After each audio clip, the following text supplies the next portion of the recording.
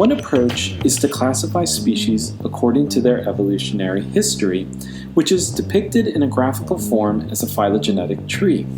A phylogeny is a hypothesis of evolutionary history.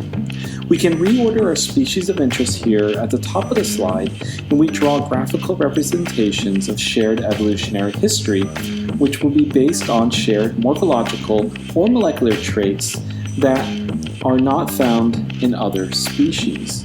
For example, we can draw what is called a clade to illustrate that the pineapples and coconuts are each other's closest relatives. This is not simply a guess.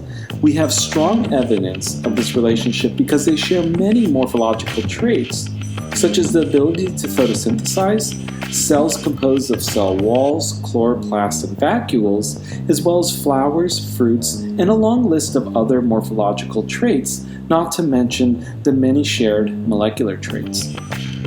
The other species do not have these traits, and that's probably because they do not share as much evolutionary history. Implicit in grouping these two species is that they share these traits because they share a common ancestor, and we can even indicate these characters on the branch below these nodes.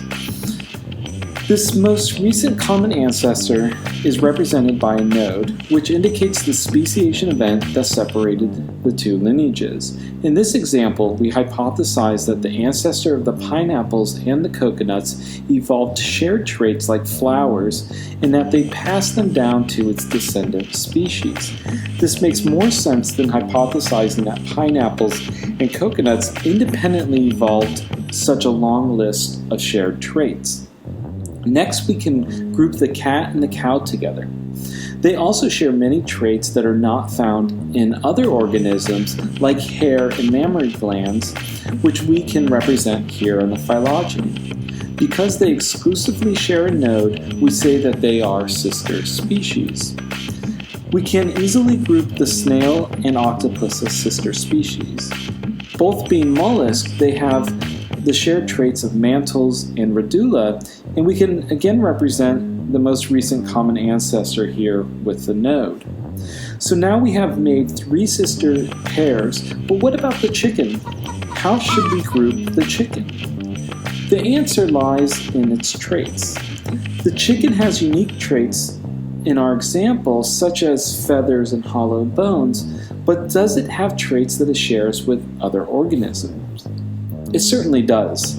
Like the cow and the cat, it has four limbs, making it a tetrapod as well as vertebrate. These traits are derived as they are not found in any other species in the phylogeny, including ancestral species. How do we connect the chicken to the phylogeny? Is it more closely related to the cow or to the cat? The traits that the chicken shares with the cow are the same traits that it shares with the cat. Therefore, it is equally related to both the cow and the cat. We can now draw a clade connecting the chicken to a sister cat and cow clade, again indicating that they once shared an ancestor with a node. We now have three clades, but are there any other connections that we can make? The mollusk clade and the chicken-cow-cat clade are both animals, meaning that they have shared traits such as mobility, a heterotrophic lifestyle, and other cellular traits. As before, we can draw a clade connecting the two clades, noting that the organisms in each respective clade is equally related to one another.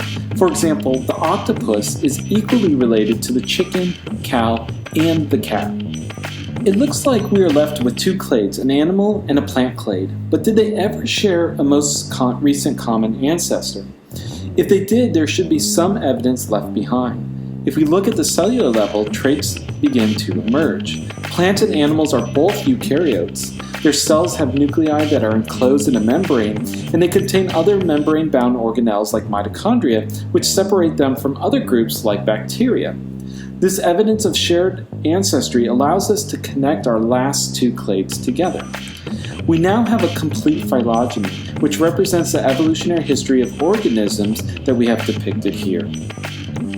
Now, a couple notes about how to read this phylogeny.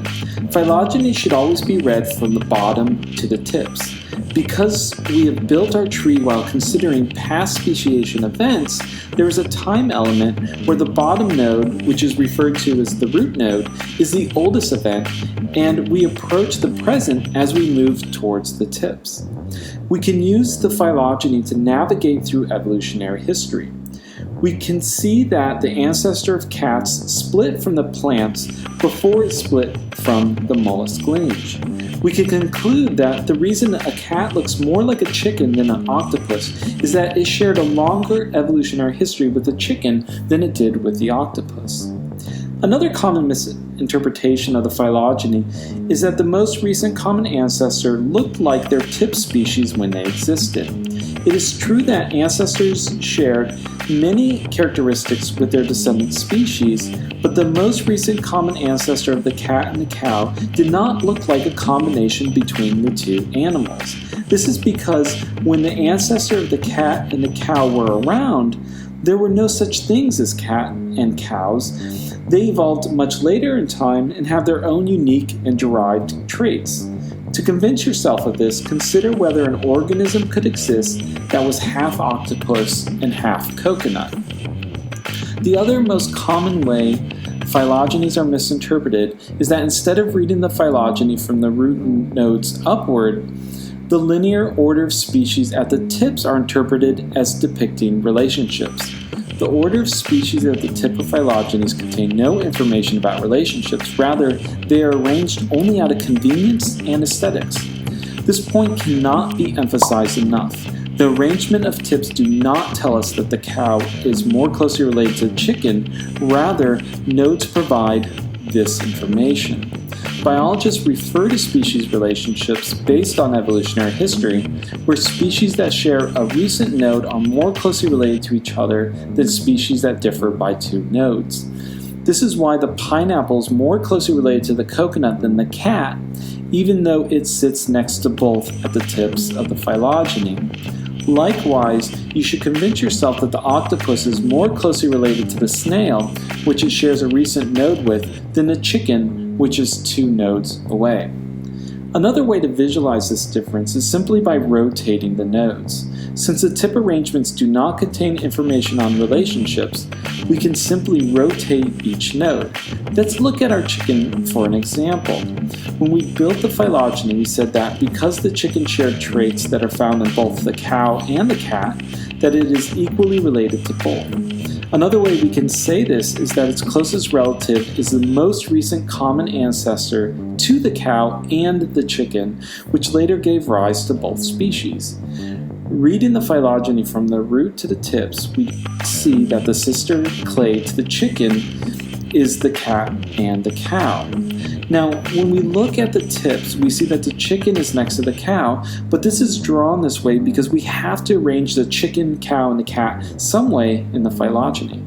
We can rotate the cow and cat clade and see that the relationships have not changed at all, only those tip arrangements. In your mind or on an extra piece of paper, go ahead and rotate the mollusk clade, the plant clade, and the other two nodes of the phylogeny to convince yourself that the tip order does not tell us about relationships, only the nodes tell us that information.